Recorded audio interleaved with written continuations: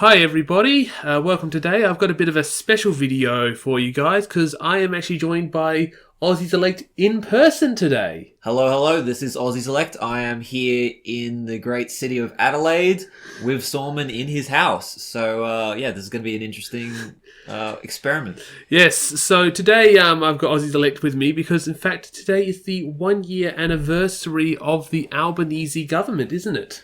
It's recorded on May 20th. Yeah, okay. So, one day before. Yes, 1 day before. So what we're going to do today basically is have a look at what Albanese's been up to over this last year and his government, and debate on, do we think he's done a good job or a bad job? Now, obviously, just before I begin, obviously, this channel is brought to you by my lovely patrons, so I want to give them a shout out. That's Thomas Johnson, James Rapp, Mike Rand, Cameron Strauss, Tom Smarty, ARW, Edward Pierre, Jezza, Willow, Darathinian, Echolocation, Sloan, Cody Jones, and Quentin Walker. A big shout out to all you guys, and if you guys want to become patrons too, it's $3 a month, and you can check it out using the link below. Alright, so now on to the actual topic of this video, the Albanese government. So let's get your thoughts first, Eli. How would you rank the Albanese government after 1 year? Are you amazed by them? Are you thinking they're doing a good job? Average? Below average? Terrible? Well, we've been waiting quite a while for a Labor government. I'm on the left of politics, so most of my adult life I've been waiting for Albanese, or not Albanese, but Labor to finally win. And so now that they've done it, I have to say, after a year of them being in office, I'm a little bit disappointed. I don't think they've done a terrible job by any stretch, but if you're looking for a solid progressive government, they've been a little bit mid. I'm a bit, okay, it's I think I disagree with you a bit there. Now, obviously, I have to put the disclaimer out there yet again. I am a member of the Labor Party, so obviously I have biases towards my own side.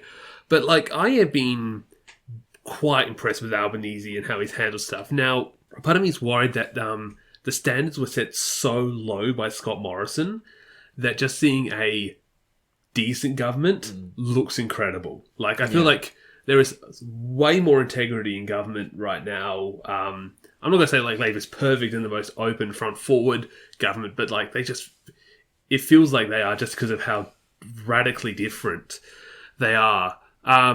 But I think we'll get also into more of the nitty-gritty details of where we are at the moment on why we think Labour's where they are. So let's try and get through a few topics. What's a good topic to start with? I think probably the most timely thing would be the budget, because that was only a couple of weeks ago, and people were maybe some people were expecting a little bit more from them.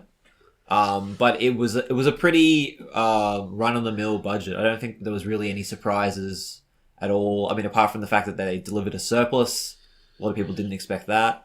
A lot of people expected that they would kind of not worry about delivering surpluses anymore because the Liberal government kind of made it so that you don't need to deliver a surplus and still be classified as quote-unquote good economic managers. So that was surprising, and I think it was a little unnecessary too, and very politically motivated, the surplus. Well, I'm glad you mentioned the budget, because I think the budget symbolises what the Albanese government is trying to do, which is they're in a difficult situation because a lot of the revenue they wanted was going to come through abolishing negative gearing, getting rid of franking credits, and repealing the stage 3 tax cuts. Yeah. They lost the 2019 election on all three of those pledges, and so they went into the 2022 election pledging to do none of that. Yeah. And as a result, they're in a situation now where they can't raise taxes, but are facing an electorate demanding they spend more money on these things like the NDIS, Job Seeker. And that's why I've been somewhat impressed with this budget. They somehow managed to, do the raises to those things that they can. I know we wish they could do more, but they've managed to raise a lot of these programs' finances and still deliver enough in revenue to get a surplus. Like, obviously, surpluses aren't everything, and as we know, the surplus this year is built off the back of high commodity prices. And I think the big thing they're trying to do with this surplus is use the money from the surplus to help finance what's going to be some pretty rough budgets in the next at least 2 years. Well, I think the other reason that they wanted to deliver a surplus is because at the moment people are really worried about inflation, and perhaps they think that if they lower government spending, then that would be better for the cost of living in terms of inflation. So that's possibly their reasoning, and I absolutely agree that like they couldn't really do like too much when it came to like taxes, because they basically made a promise in the last election: we're not going to do anything to do with tax apart from like multinational tax stuff. And so it would have made them into liars if they did do anything. But I kind of was still expecting that they would eventually decide to scrap the stage 3 tax cuts, because pretty much everyone was saying that it was just completely unfeasible and economic circumstances have changed. I believe it was passed in 2019 before COVID hit. So a lot of people said, well, you can say COVID changed the game. Yeah. So, but yeah, they've just kind of played it extremely safe. And it hasn't really helped them that much in the polls, but I guess it hasn't hurt them. So, but yeah, generally, I feel like they probably could have got away with having a deficit this time, and did a little bit more. Well, speaking about polls and stuff, obviously we've had a few polls come out which have shown Labor's been doing reasonably well in terms of they've been non-stop ahead of the polls. Like there's only been like maybe one or two outlying polls that show them either, I think, drawing with coalition. I don't think I've seen a single poll where the coalition is winning. I think maybe a few from the more right-wing pollsters have them tied. No, not tied. No. Yeah, no, but but obviously. Polls mean nothing. What we actually have had is a by-election. We had obviously the Aston by-election earlier this year, in which Labor won 40% of the first preferences, and I think was at 53% two-party preferred in what was once the Liberals' safest seat in Melbourne. Mm-hmm. And like I look at that and going, well, if Labor's doing that well in Aston, surely they must be in a very strong position politically. Obviously, we can't tell. It's just one seat. It's hard to say, but with results like that, I would think that Labor is doing well. And I guess we'll probably talk about more of this in the questions. I am fine with Labor being less progressive if it means they stay in for longer. Mm-hmm. And that's the big thing I'm looking at this term, is I'm seeing Labor, they want to be the sane, middle-of-the-road choice that people on both sides will go to. That's the stable government. You vote coalition, you're voting for right-wing crazies. If you vote for the Greens, you're voting for left-wing crazies. Hence, they want to keep that focus on being that solid middle ground. Because I think you'll find Australians as a whole just like safe middle choices. We're not a country that usually gravitates to extremes mostly. Yeah, well, no, you're right. It makes sort of sense for them to do it if they want to stay in power, and it avoids the Liberals getting back in if they keep it like that. But I mean, I guess I was just expecting a little bit more from them, to push things a little bit more, to be a little bit more radical, and maybe we're going to see that if they win a second term. Maybe they'll take more interesting policies to the next election, have it kind of been a referendum on, things like maybe they'll do like negative gearing or capital gains tax, stuff like that. But I feel like it's just hard to just kind of sit around and have that budget go past and just be like, when the hell are they actually going to do anything? Like with issues like the housing crisis, like they're planning like $10 billion worth of social housing. Like that's not going to fix the housing crisis at all. The problems that it's all to do with the way that housing is taxed. Like that's the issue. We do have a problem in Australia where basically our policies are set up to massively benefit landlords. So it's more beneficial to have a whole, like, it's beneficial in Australia to have, like, multiple houses in your name rather than having everybody own their own houses, which is terrible, because that's why you got the situation. I think there was the situations like in inner West Sydney, something like a third of houses are unoccupied because they're just the investment properties of rich Australians, which that's messed up. Yeah, it is messed up, and they don't want to touch it because, like, so much of the voter base is these people who own homes. And unfortunately, that's sort of the people living in Aston. Aston had a lot of those, homeowners and wealthy people. Yeah. When they give Labor 40% of the vote, like, Yeah. Labor's going to be like, oh, well, I better appease the Aston voter. Yeah, I mean, it's a really difficult thing to tackle, really, because you're just going to piss off a lot of people if you try to decrease the value of their homes. But it's something that someone's going to have to do, because it's just becoming such an awful crisis. Again, a disclaimer, obviously me and you are young people in our 20s who obviously don't own a home yet and would like to be able to own a home. But even if I did own a home, even if I was wealthy, I would still acknowledge that it's an awful crisis that we're living in at the moment. It's just I think it's hurting our value of life in the country as well. Like, the ability to move somewhere and find a home has been diminished by years and years of neglect, favouring people who just want to make a buck off housing. So I think as we're going through this, I think we can get some more focused things. If we actually go over to our questions. So I basically asked Patreon and YouTube both to give us a bunch of questions to ask. And the first one I would like to bring up comes from, we'll do the patrons first. So going over to the questions, we have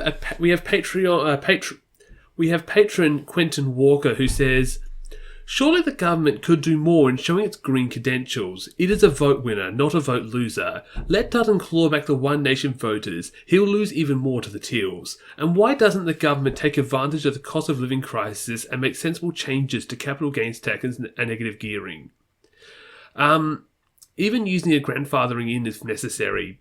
Along with this, much more stronger resource taxes. The gas lobby will only win right-wing Liberals and One Nation voters for the opposition. It's hardly a big threat. I'm really sad to see the government being so economically timid. They could have kept all their promises, given out more money, and had mini surpluses if they just went harder on the super and resource taxes. So I don't know how old Quentin Walker is, but the reason why I get a few red flags from a comment like this is just looking back to the Rudd Gillard era.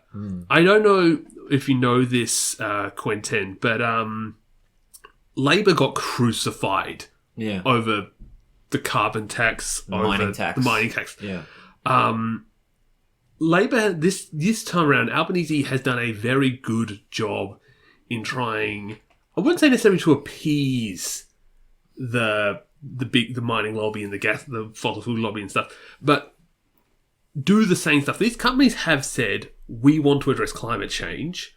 We just don't want to do it through drastic measures. Like, if you give us the money to invest in renewables or to make more efficient coal plants or more efficient gas plants that, use electricity, we accept that. Because, fun fact, a lot of the stuff they're doing is actually making them more efficient. So, for instance, an efficient car uses less petrol. There's a reason why cars these days make less fossil fuels, because they're more efficient, because efficient cars go further. So, there is reasons to incentivize these companies.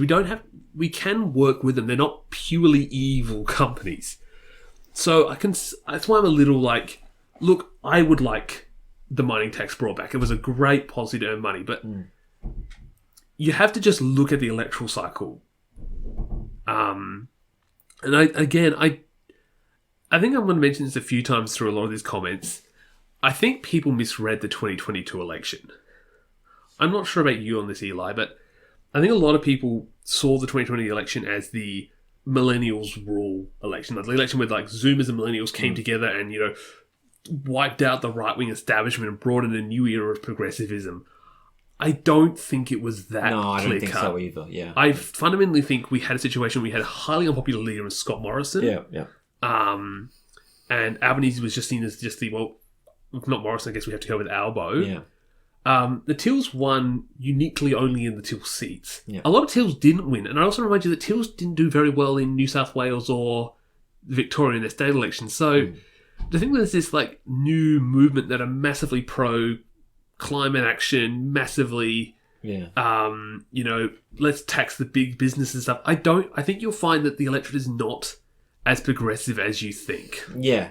I mean, there's obviously parts of the country that are progressive than others. But I think that generally when it comes to the issue of climate change, that Labor have done a good job with the savings mechanism, getting that through, getting green support. I'm not like 100% supportive of it. Like they're giving like massive compensation to like mining companies or something. Like so, So I'm not a huge supporter of the safeguards mechanism, but I think it has gone far to try to end what they call the climate wars. You know, the huge, like never-ending debate about climate change policy that's been going on for the last 15 years. I want to bring up two things, and you can tell me if you think they're wrong, right? Two things. If the electorate really is progressive as you say, as Quentin says, the Liberals would not have won 3 times.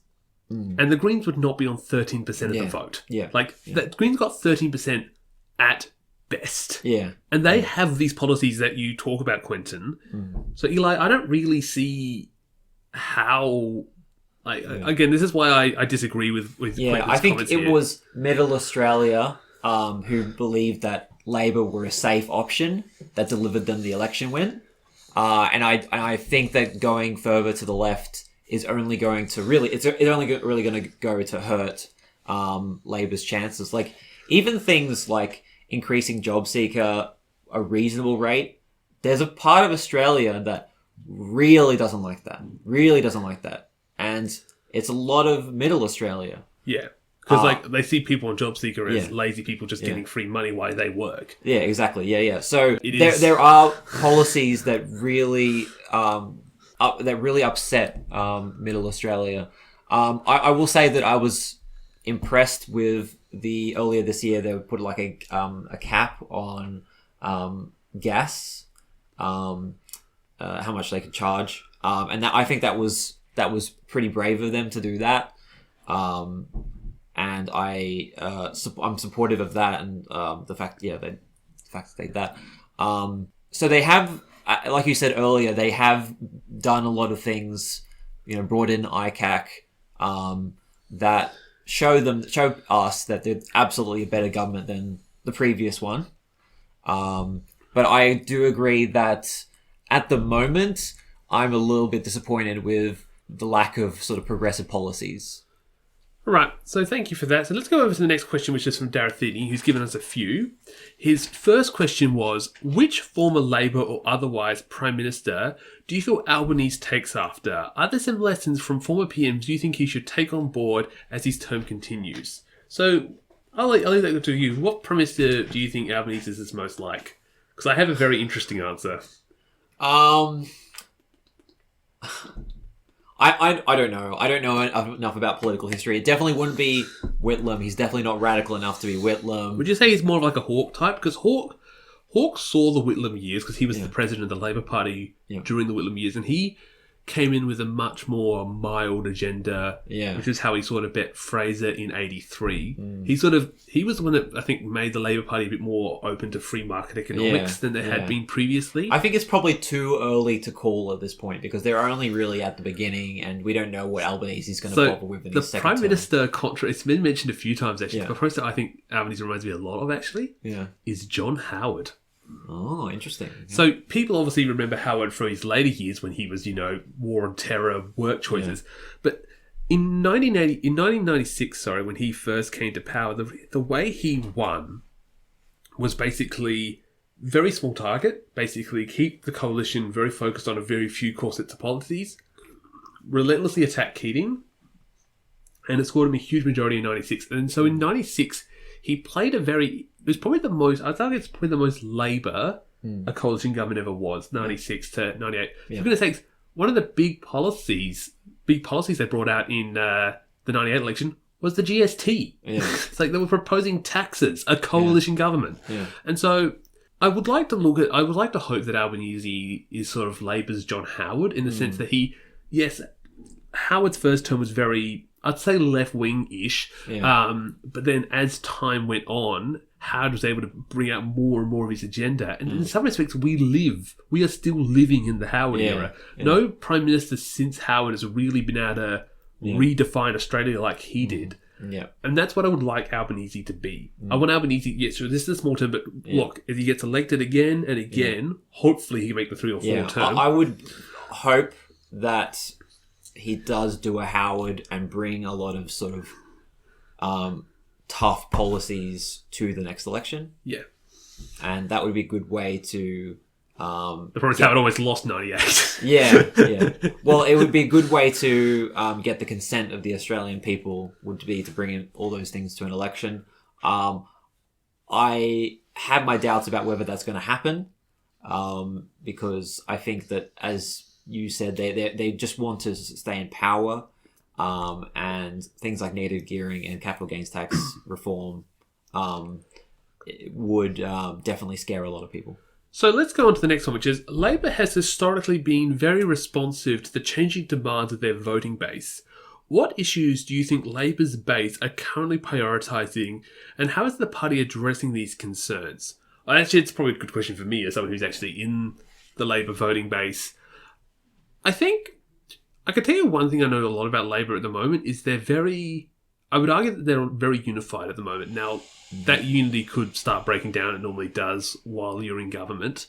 But I think a lot more of the radical elements of the Labor Party are kind of keeping quiet at the moment because the main thing they want is just something. And I feel like after 9 years of coalition rule, the fact that we've got stuff over these last years, even if it's not as big as some people want, has very much satisfied my ideals. I don't know, it's obviously you as someone who's not in the Labor Party, you would like more. But no, to say that obviously the aspects of the Labor voting base is getting big, like one of the reasons why there was the job seeker increase is because, was it 15 Labor MPs wrote an open letter to Albanese asking for it, including, I believe, Mary Doyle, the new member for Aston, and Louise Miller-Frost, our new member for Boothby. Several of these were first-time MPs. So I do think there is movement, and I think as time goes on, if Labor doesn't change, they're fine at the moment because they just are glad we're just getting something. But I think the base will become more passionate about bringing out these changes as we were talking about. I'm not sure I guess you could argue that if you voted for Labor, you're part of their voting base. So do you have any ideas of what you think the voting base is asking for? I think they're just going for the things that they promised at the election. Integrity, climate action, cost of living. Although I feel like on cost of living, they're possibly not doing as much as Australia is demanding. They really got to tackle the energy crisis. But again, Australia's demanding that we put money into NDIS without taxing for it. Yeah, well, they talked a lot about the election about redoing the grid for renewable energy, and I don't think I've really seen that happening yet. But that's something they absolutely need to do if they ever want power prices to come down. Well, it's been big in... I know it's not a federal issue, but I know big in South Australia, they've been really trying to get that whole hydrogen system started. And there's been a bit of federal government involvement there, but I obviously don't know much about what's happening interstate. I think they're just kind of hoping that the states will get onto it, but unfortunately, the states have just been used to the federal government being a pain when it comes to dealing with renewables. And I'm glad, but also annoyed that Peter Dutton is using nuclear as a wedge issue. I'm annoyed because they had 9 years and they didn't even touch it at all. They didn't even bother floating it or anything like that. But it is a good thing that the Liberal Party are coming out with sort of new ideas and challenging Labor on their conceptions of nuclear. I will admit, nuclear is definitely a debate I've had a lot of issue with because, I've done physics at university, so I know a lot about nuclear physics. Yeah. In general, I've seen a lot of positive stuff about nuclear, and the general roadblock is just a lot of negative perception of nukes, because when people hear nuclear, they instantly think Hiroshima and Nagasaki, which a nuclear bomb and a nuclear power plant are completely different things. Yeah.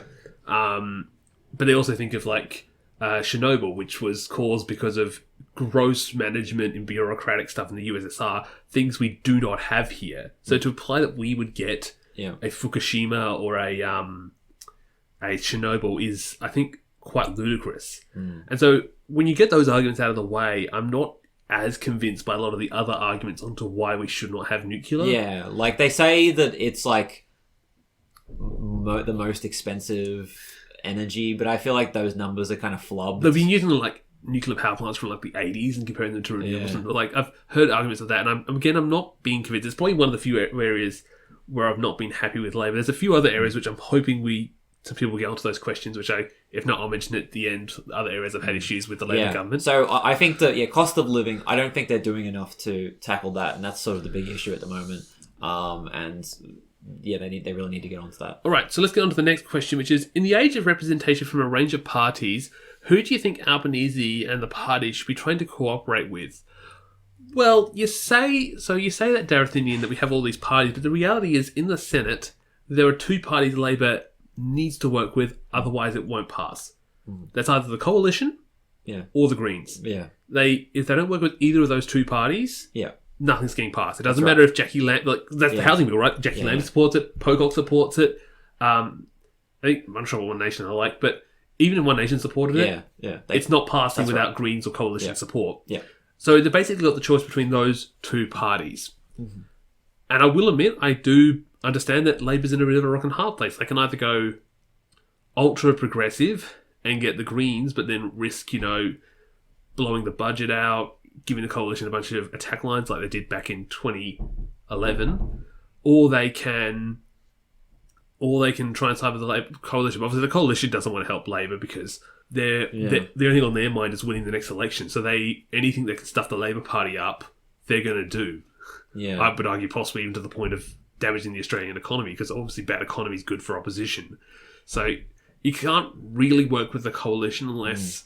outside of maybe AUKUS, because the Coalition would look really stupid if they... Whenever Labor do work with the Coalition, I get really sus about the kind of bills that they're passing anyway, because, if the Coalition is supporting it with Labor, then it's got to be kind of...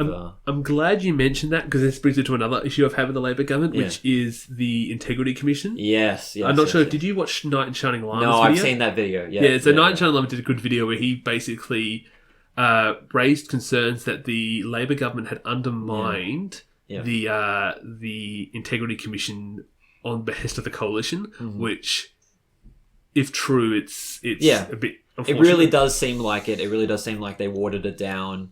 Probably not only to get Coalition support, because they would have passed something stronger with the support of Greens and Pocock, but because they themselves were probably a bit scared of something that would have a lot more public hearings. And I know there's been more calls to make the Coalition irrelevant, just do everything with the Greens, do everything with it. But again, with the housing bill, it's I know you might not like the housing bill, but I still think the housing bill the Greens should pass it, because I think Jackie Lambie said it quite well on the Senate floor when she said, look, this might not be the best, but it's something where we can make a start. Look, if I was the Greens, I would pass Labor's housing bill, but then continue to campaign that they need more.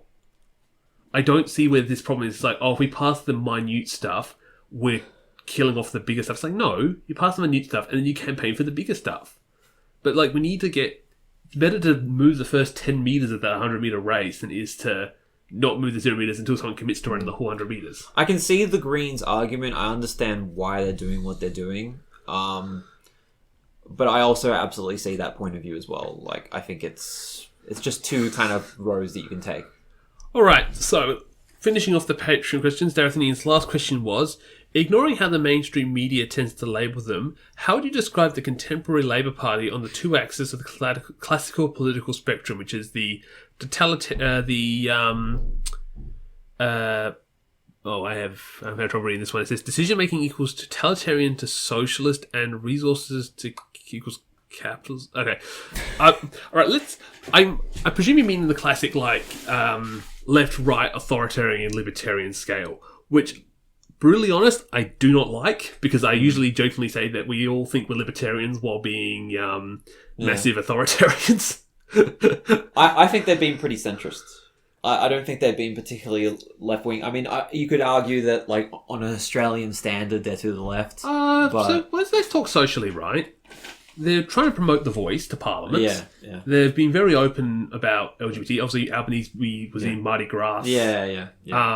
So socially, they've been quite progressive. I don't think these are really that progressive policies. Like, New Zealand has bloody seats in their house for Maori voters. Like, it's like we're a pretty kind of right-wing country with how we treat our Indigenous people. So I argue we treat them better than some other countries.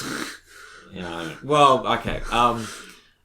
Okay. This is a bit. I'm hoping this is not going to get this video cancelled, but one of my biggest issues with the treatment of Indigenous people is I feel like Australia addresses it a lot more than countries like America does, and so America loves to point the finger at us, going, "Oh, look at how terrible they treat the Aboriginal people," and we're like, "You just tried to build a giant pipeline through Lakota land against their will, and you have the right to go lecture us about how we." I'm not going to say we do a perfect job here, but I feel like we do a way better job than most other countries when it comes to addressing the issue. So we don't have a question about the voice, so we might as well talk about it here, seeing we're getting into Well, and then we're getting to YouTube. Yeah. Because do you support it? So yes, I can't really do so.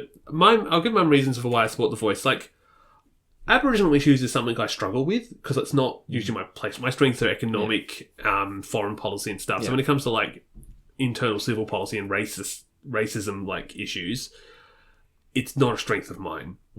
But the reason why I support the voice is because a bunch of Aboriginal welders got together, talked about what is the best we can do. Obviously, like, you know, some people would be like Indigenous people in Parliament, treaty that says this land is Indigenous land, and I think there are issues with those. So the fact that they came up with this voice proposal, and this is the best we think that will do a lot to help Indigenous people, I'm like, yes. And people talk all about compromise and like, oh, we should need a compromise on the voice to make this a better thing. It's like, this voice proposal is the compromise. This is them going like, what is the most we can do for Indigenous people to help them without, overstepping Indigenous authority. Obviously, we're not about to make a country that's ruled by Indigenous people because obviously their land first. Yeah, and Australia would not support Indigenous seats at all. No, they won't. And obviously, we don't want to just do a simple like. The reason why they want to put this in the Constitution because when they've tried to do it, through legislation, usually the coalition government will just cut its funding to the point where it doesn't function anymore and then just abolish it. So we need something more substantial, and that's why I mostly support the voice. Like, I completely agree with you, and I do support the voice as well. And for those asking at like home, it's like, why is there not more detail? The most important thing about this referendum is, should there be a voice? We're not talking about how many seats are in it or if it should have... There are detail on that, though. Like but there are options. Okay. But the most important thing is, do we want a voice? Once we've agreed to a voice, then we can debate on what type of voice. But I think it's the same with the Republican referendum. It's like, most people wanted a republic, but people couldn't decide between an elected president versus an appointed president, and that's what split the vote and allowed the monarchists to win. Yeah. They don't want this to happen to the voice. They want to keep the voice focused on just it as a concept, and then we'll talk about it once we've agreed that we want this as a concept, rather than get fussed in the nitty-gritty details. That's my argument against the biggest argument of the No campaign, which is the lack of detail. Right. And that's why we have a lack of detail. Look, I just don't agree with the No campaign. I think it's a very sensible point of view, the yes argument. The main other reason I don't agree with the No campaign is it's full of a lot of misinformation. I think my problem with the voice out of anything is more how much the party has used it as like a core issue to look at. I understand there's a referendum coming up, but like it's been their big thing, the voice, and I just think like we have so many like other issues, like important issues like housing, for example, that they're just almost completely ignoring. A part of me is just annoyed the voice is taking so long. Like, well, that's right. I thought we should have been through the referendum already by this point. Like, I don't know why there's so much. I just think it's an annoying sort of policy to dwell on for like a whole more than a year. And the longer you dwell on it, the more you open up debate against Indigenous people. And the fact is, like, I think if we got the voice through Parliament already now, we wouldn't have to deal with because we're going to have to deal with another, 7 months of Tony Abbott and other right-wing figures talking about why we don't need to give Indigenous people. Do you think it's going to pass? I don't think it will. I'm losing faith at the moment. I don't think it will pass. The support is dropping. Yeah. Really quickly. Is it? Okay, I don't know how quickly it is, but yeah. I really think if they wanted this passed, they should have get the referendum through quicker. And I don't know why it's taking so long. Mm-hmm. But we'll probably live stream that later in the day. We'll probably have back to another group video. Because I think it regardless of the result, it will be quite impactful to how people perceive both of the major parties. All right, so let's get over to the YouTube questions. So the first one we have is Canto Leave Alone. I think that's how you say it. Can't love alone. Sorry, I can't read. How long do you think the Albanese government will be in for? Till 2028, maybe 2032? What's your idea? Oh, I love this question. So I think as it currently stands, Labor is heading for a landslide in the 2025 election. Yeah, we think it's 2025. It could be 2024 if they call it a few months early. Yeah. Depending on how big that landslide is. Yeah. It will probably guarantee them a third term because there'll just be too much of a margin for the coalition to build up. So I think we are guaranteed to have them until 28. Right. Mm-hmm. I think they will actually get to at least 31. So I think we have a Labor government until the end of the 20s. Okay. Just because of how a mess the coalition is. Yeah. Obviously, things can change. I thought we were expecting Rudd to be in for a while, and then they just crashed and imploded really quickly. Yeah. But that's where I stand. Obviously, it's really hard to see far into the future. I think COVID was a big shake-up, and we could get something, maybe not as big as COVID, but another big event. And you never understand, like, the Greens could eventually push Labor to the point where they have to adopt progressive policies that become unpopular.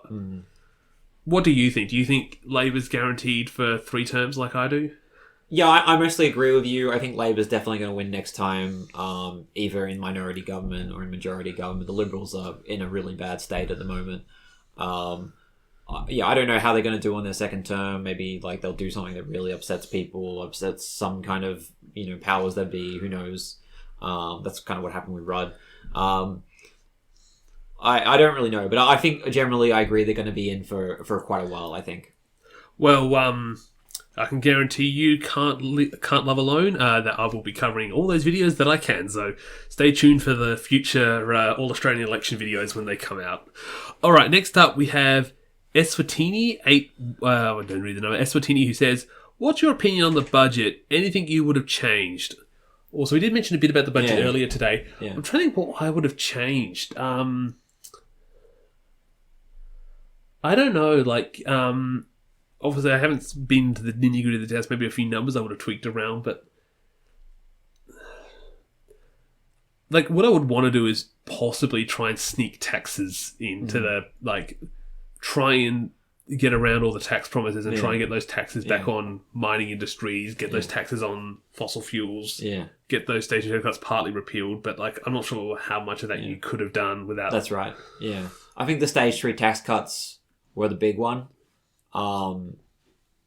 We've already kind of talked about it. Yeah. So the stage 3 tax cuts, I think they should have scrapped those. I think they made a decision there, and Yep. So next question is from Cactus, who says, "Why do you think the Albanese government went through the nuclear subs deal? Was it pressure from America, as I've seen Friendly Geordie suggest, for instance, or do they sincerely believe it has a positive move for the national security?" So initially, my stance on the submarines deal was very much this. The Collins class is dying. Like, they're getting old, they need replacing. Yeah. We need subs as quick as possible. I think AUKUS was a terrible idea because we had a French deal going through, and the coalition pushing AUKUS just delayed everything by over a decade. Yeah. If Labor was to go back to the French deal or go to another deal, it would have just delayed it another decade. So, the best thing Labor could do was just commit to this deal and get the subs as soon as possible. Yeah. I was never a big supporter of AUKUS, but, we've got no choice now. That's my stance. The problem I do have, though, is I do think the government's been a little too gun-ho-y about it. They were getting really excited for getting nuclear subs. And why? The biggest issue, and I do agree with Keating on this a bit, I think Keating went a bit too far in some places, but we don't need nuclear subs. The reason why the USSR and the USA built nuclear subs in the Cold War is so they could sail them to each other's shoreline, not their own shoreline, the opposition's shoreline, and camp them out there for months on end so they can drop a nuke on them at a drop of a hat. Us building nuclear submarines is basically so we can sail them to Taiwan and fight China. They're not a defensive option. And so that's the problem, and I agree with this. It's like, these are not designed to patrol our own waters. If we were just patrolling our own waters, we can use conventional subs. And so that's the part I do have issues with on this.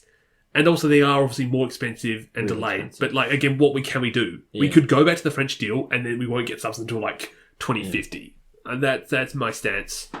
It does kind of seem like we are doing it just to get on America's good side, which I guess is important if we want to keep them as an ally for defense.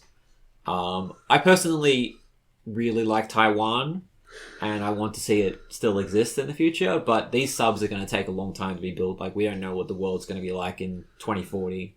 By then, China's population would have decreased immensely, and their position on the world stage, I think, would be less than it is today. But do you think it's Australia's responsibility to defend Taiwan? I mean, I don't know. Like, I mean, it's really an ethical sort of question. I would hope that we would assist in the defense of Taiwan personally, but I just look, if they scrap the AUKUS deal, I would not have had a single tear in my eye about that. I guess I can see why they're doing it, but it's so much money. It can be spent on so many other things, and it's very interventionist. It's very aggressive, and I just wish that. I wish we still had the French deal, to be honest. Yeah, even though it had flaws, the French deal was taking way too long, and it was messed up. The reality is it actually goes back to Rudd. Like, Rudd screwed up the subs deal, then Abbott screwed up the subs deal. Then, like, I think, as much as, like, we have issues, I feel like Albanese is the first one who's taking the subs deal seriously, and actually everyone's been playing about it a long time. That's just a reality, because Albanese is not lying to you like all the previous prime ministers were about the sub timelines. I think defense is kind of the topic of, like, nobody really wants to spend money on defense, but you kind of have to. Oh, the military-industrial complex, sure. Well, sure, but, like, as like, our people, we want to spend money on just helping our country, but sometimes you have to kind of make tough decisions like this. Well, let's go on to the next question, which is one I quite find interesting, which is Michael Coxlong, who says, what has been one aspect of Albo's government that has exceeded your expectations and one aspect that has disappointed you? To me, I have been pleasantly surprised by Albanese's approach to integrity issues, but have been let down by his weak policies regarding to refugees and asylum seekers. Do you want to give me an answer for that? So, very supportive of those caps on gas. Disappointed about the stage 3 tax cuts. So, I think what's impressed me is how basically wherever they haven't blocked themselves, like saying, oh, we're not going to raise taxes, we're going to do that, they have pretty much done everything progressively possible, in my opinion. Maybe that'd be a bit extreme, but, like, they have very much tried to meet climate targets and stuff like that, and it's a bit hard to explain exactly which policies, but usually when I'm reading what the Albanese government's doing, they are doing what I want within the bounds of what they've set themselves. Unfortunately, I haven't thought of a good example. Like, I think the budget, like, they've managed to raise all the numbers and all the welfare things. Sorry, that's my cat in the background. Raise the numbers for, like, welfare recipients, but at the same time, dealing with the fact that they've only got a limited amount of tax money. What's actually disappointed me the most, and again, I think Knight in Shining Llama is probably one of my favourite YouTube channels for calling out the Labour's worst aspects.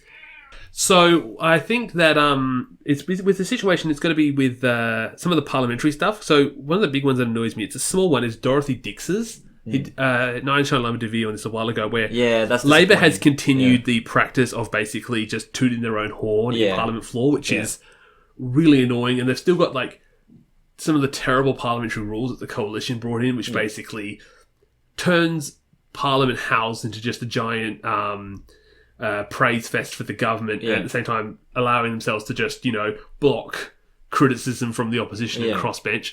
Haven't liked that.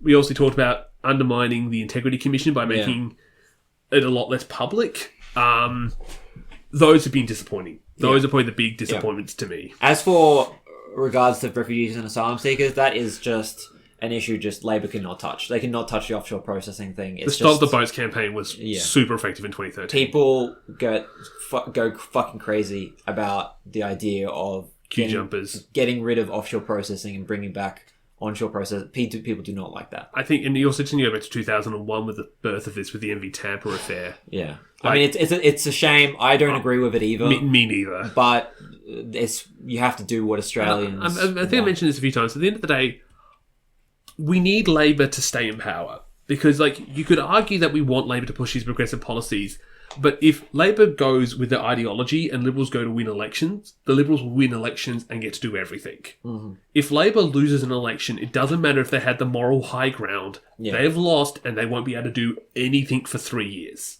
Yeah. That's why it is very important that we at least have someone on our side winning those elections, so that at least we can get stuff done favouring our ideals, even if they're not done to the fullest.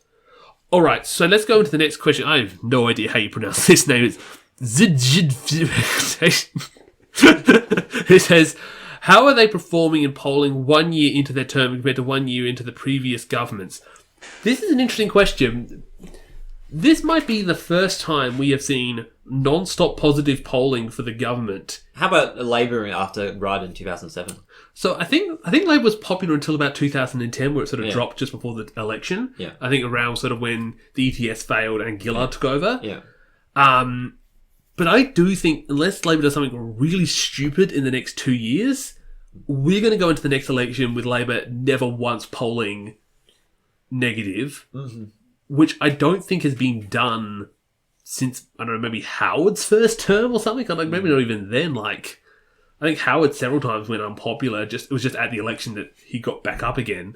But if you go just recently to the coalition, pretty much every coalition government we elected and then immediately hated. I think I mentioned that in our 2022 election recap. It's been nice to have people actually like the government for once. Yeah. It's what left me optimistic. It might be too early to tell, but either way, I doubt the Liberal Party are going to get, coalition are going to get a majority next election. All right, so the next one is from code word the serial killer Zero, who says, the surplus might look good, but inflation and authoritarianism are still high for the government. How do you think we could fix it? So, inflation is a difficult... I don't know what he means by authoritarianism. Do you know what he means by authoritarianism? Maybe he's talking about, the COVID stuff? Which lockdowns stuff? Which is all over now, I'm pretty sure. I don't know what he means by that, either. It could be a very American... someone who might watch some Americans... sorry, I don't want to judge you, code word the serial killer, although with that name. I don't know what you're talking about, so you might need to elaborate in the comment section of this video. And I'll try and respond to that. Meantime, as for inflation, a lot of accusations have been aimed at the fact that it's actually a lot of corporate price gouging, where the corporations are using the disguise of inflation to just jack up their prices because they're getting record profits.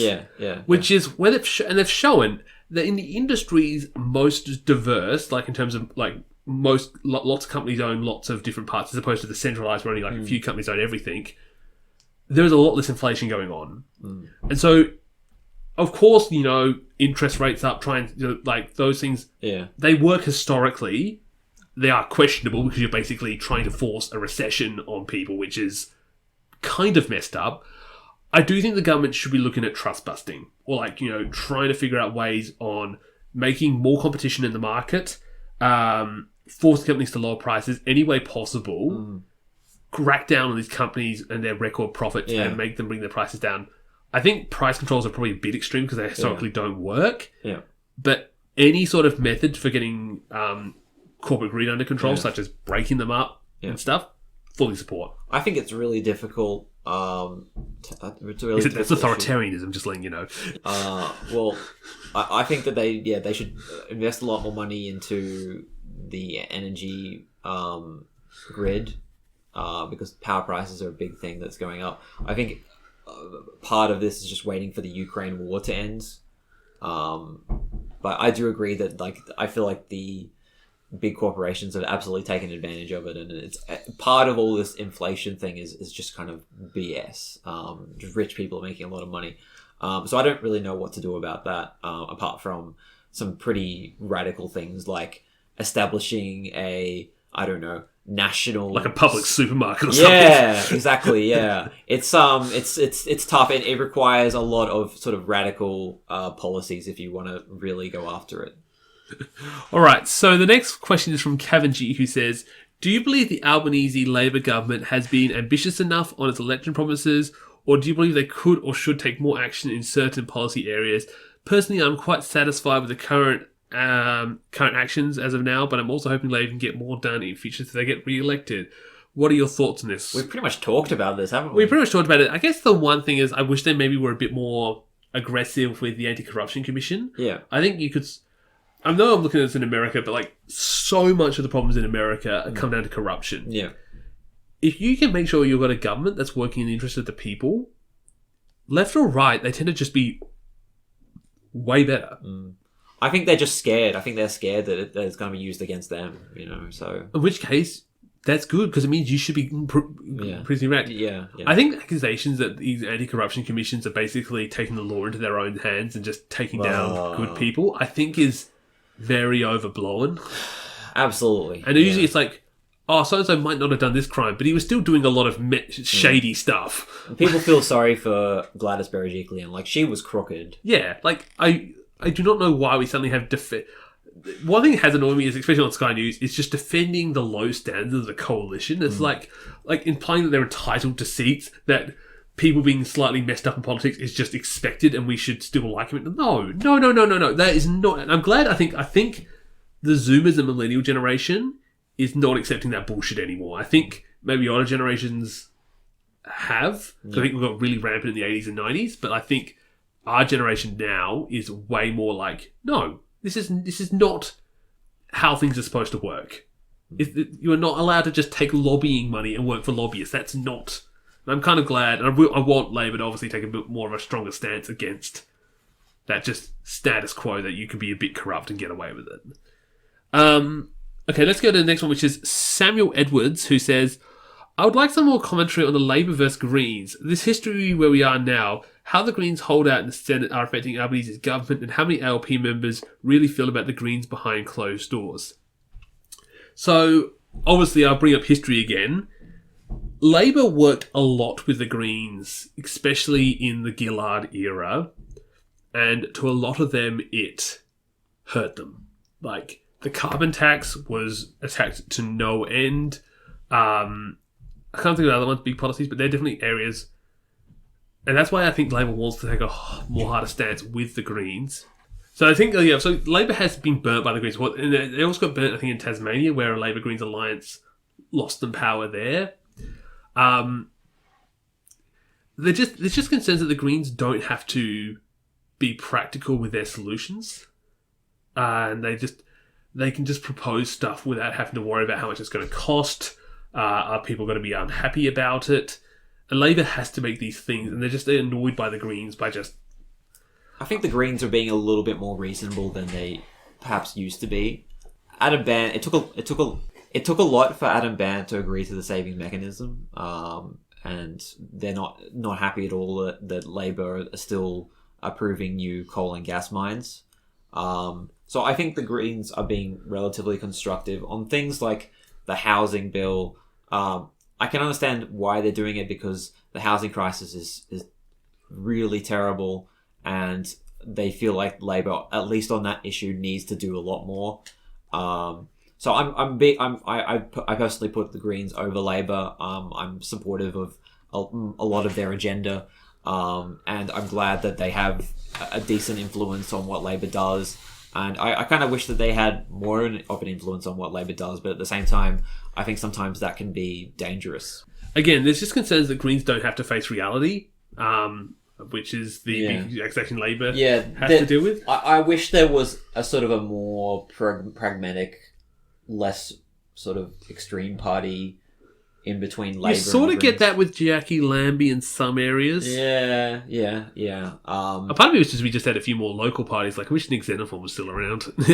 Yeah. I mean, I wish that the crossbench in the Senate was a little bit more diverse. There was more option to the Labour Party to pass legislation than just relying on the Greens. But, that's how it is.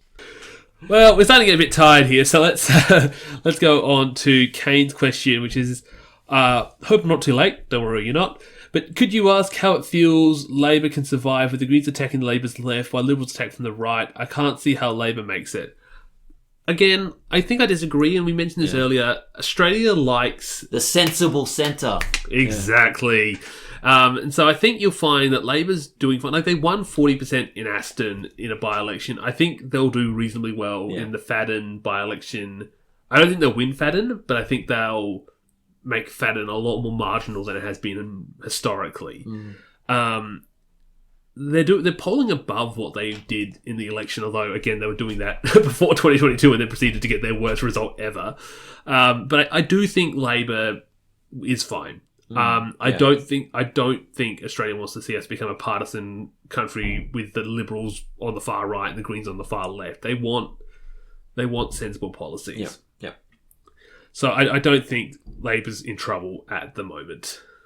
And finally, we have Risk Ray, who says, after AUKUS, doesn't Albo now surely have enough leverage to pressure the US into releasing Assange? Or is he too intimidating by Big Bad America? Look, it has surprised me how long this is taking, but I've heard that behind closed doors, Albanese is fighting to get Assange released. He's also publicly stated that he wants Assange released. And I think even Peter Dutton has stated he wants Assange released, which means we got bipartisan support for the release of Assange. What's taking so long? I do not know. I presume it's just going to have to do with how... I think it's because America does not want to be politically embarrassed. So they're trying to do this in the most subtle way possible. Because America's basically called this guy, I think, like a terrorist or something. Like they presume he's like he's been like enemy number one to the United States.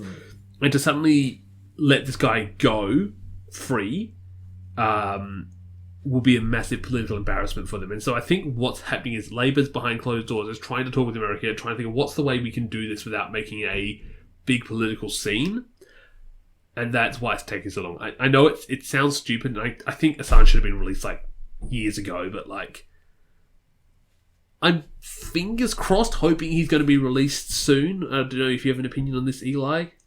Yeah, I don't know what's going to happen. I want him to be released too, but it's obviously a tough issue. I think at the moment it's just Joe Biden is the holdout. In fact, his two Democratic opponents of Marianne Williamson and Robert Kennedy Jr. have both stated they want Assange released. It's not. I don't think it's Joe Biden himself. I think it's the political establishment that are holding out on. But I think their numbers are dwindling, and I think because I think support in the public I think has always been there, but I think support in the political establishment is growing, and I think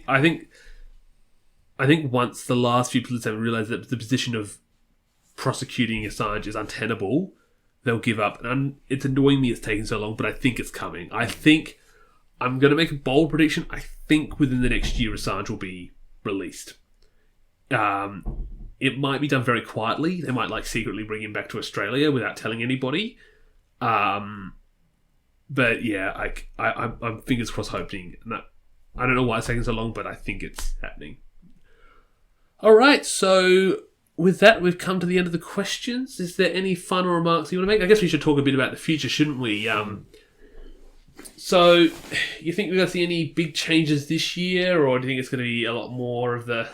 I don't know what the Labor Party are even planning to do, like, with the rest of their term at this point, because they've done a lot of their election promises. The big thing is, I think, getting inflation under control. Yeah. Because, like, they want... I think the biggest thing Labor needs to do right now is get the economy into a good track position so that when they get to the next election, they can go, the economy's going great, vote for us. And that's going to ensure them a huge majority at the next election. So fixing the economy is their big thing. But as for, like, obviously they've got the Integrity Commission done, they've got the climate change. I think you're right about the climate change, that we need to get more of that passed, or like an actual climate. I want to see this climate action. But I guess we might not see all the legacies of it until a few years down the track. I agree with you. I wouldn't mind seeing Labor be more ambitious at the next election. I think we were talking about this earlier, that I want Labor to go into the next election using, I know it's going to sound dodgy, but using weasel words to avoid committing to no tax changes so that they are open to repealing the stage 2 tax cuts, open to getting rid of negative gearing in the next term. It's going to be too late because the stage 3 tax comes starting next year. Yeah, but but especially with something like negative gearing or something like that, they could potentially pass such a policy shortly after the election and then use the 3 years to ride out the backlash into the 2028 election. Yeah. Again, maybe they could call an election early next year to try and potentially get ahead of the stage 3 tax cuts, but it's difficult. Like, again, I'd like to think Australia is more open to this progressive stuff. Like, as much as I disagree with that comment from the first question we got from Quentin that, the electorate's more progressive now, Labor should be more progressive. While I don't agree with that, I do think the electorate is changing. I think it is. We're not dealing with the 2010s electorate that voted the coalition 3 times. Yeah. But I'm still not convinced we are quite there yet to allow Labor to just get rid of these stupid tax policies. I have a question for you. How do you think Labor would fare if in the next parliament they're in a minority government? I think they'd fare a lot better than they did in 2010, because I think what you're seeing right now is Labor is... They know how to play hardball, that they are the government, they are the ones in control, and not appearing like they're just giving away the farm to... Because the problem that people have with the Labor government is they're basically... It felt like the 5 independents were controlling the government's agenda, even though that wasn't true.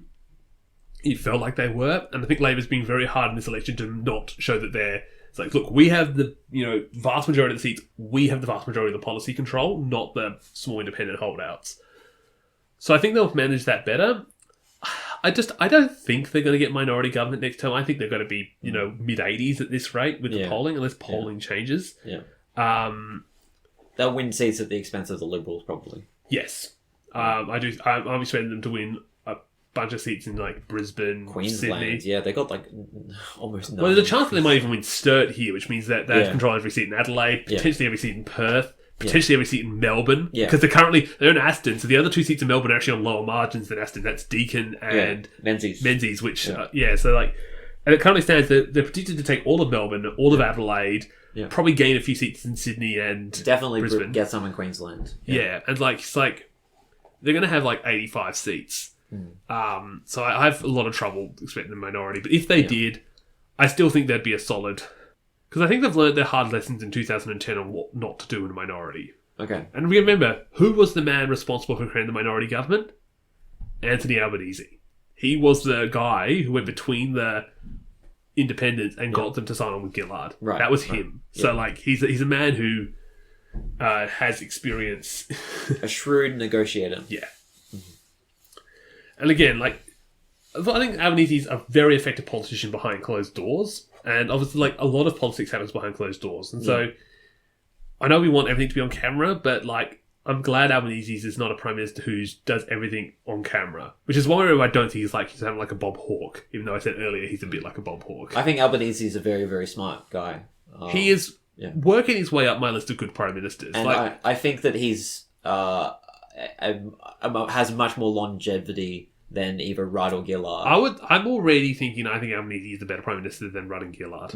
I know it might be controversial, but I very much might be also recency bias. I'm going to wait until the second term, though.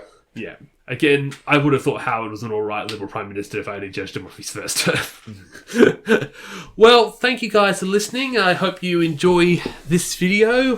Feel free to leave your comments on all the reasons why we are Labour shills and we should be off the internet. But in the meantime, I guess I'll see you for my next electorate in shorts. And what about you? What do you be working on?